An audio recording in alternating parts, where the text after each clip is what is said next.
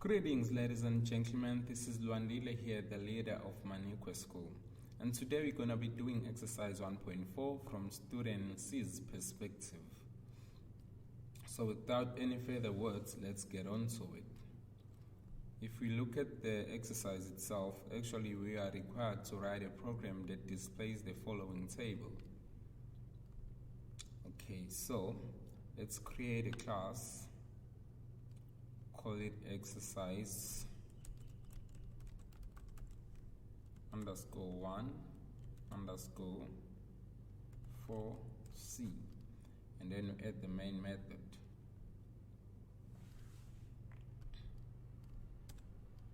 So let's see, what is it student D wanted to do? Okay, student C wanted to do. Okay, student C finds a way to get rid of many multiplication signs. Multiplication. Okay, here's a question. Suppose we wanted to write a table that will display a to the exponent of 100, a to the exponent of 1,000, and a to the exponent of 10,000. Basically, this is what I'm talking about. Suppose we wanted to write this 1, 2, 3, 1, 2, then a to the exponent of 1, 2, 3, and then also a to the exponent of 10, 1, 2, 3, yeah. My question is, does that mean we're gonna have to have system.out.println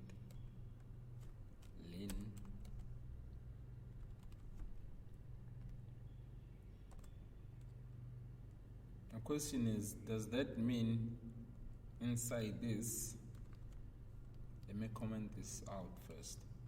Does that mean inside this we're gonna have, if suppose our A is 1 or is 2, does that mean we're gonna have 2 times 2 times 2 times 2 times 2, 100 times?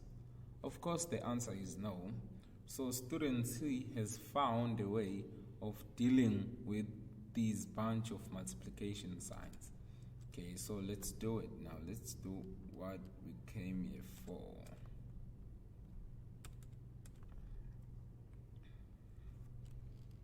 Okay, firstly we just go a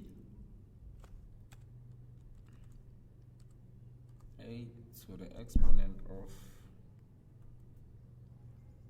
1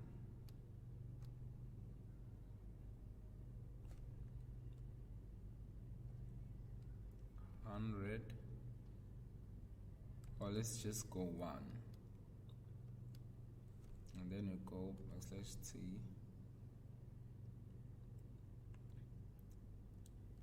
a to the exponent of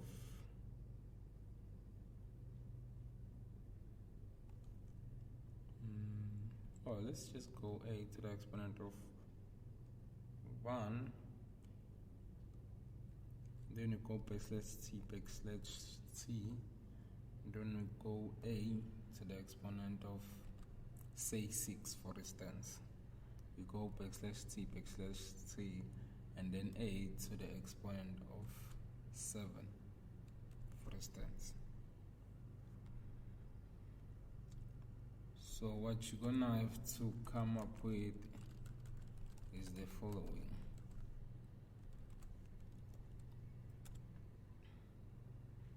You're gonna go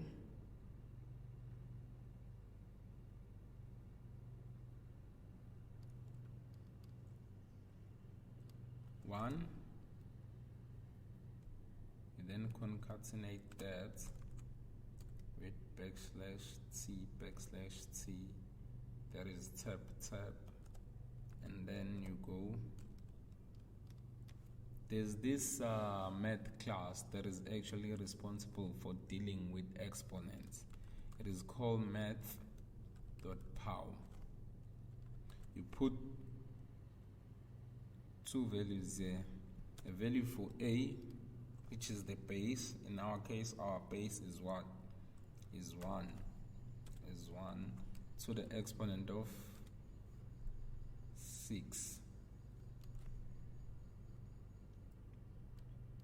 Again, we then have to concatenate that with backslash t. And lastly, we go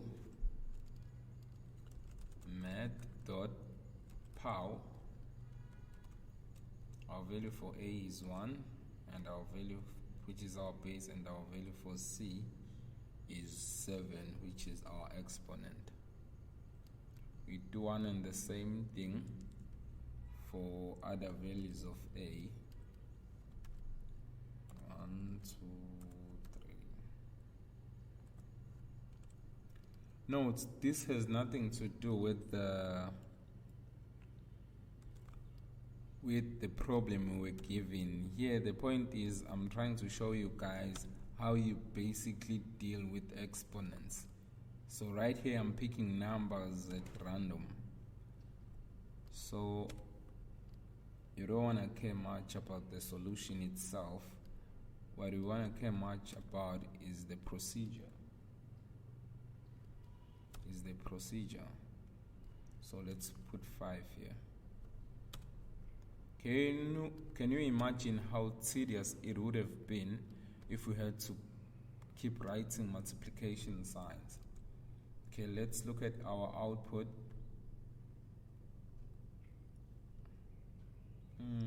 This is what we have. However, though, as you guys can see, we've got our answers, and our answers also have a number after a decimal point. There's a way we can overcome this.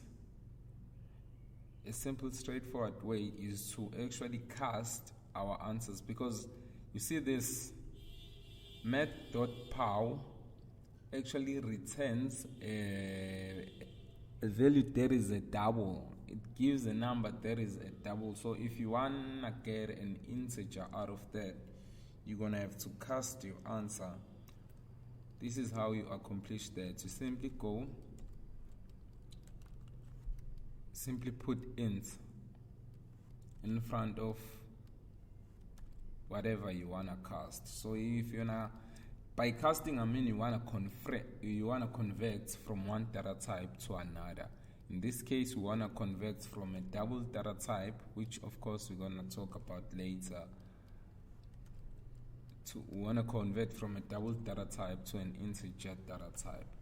So now that we have casted our answer, let's look at our solution. Boom, we got it.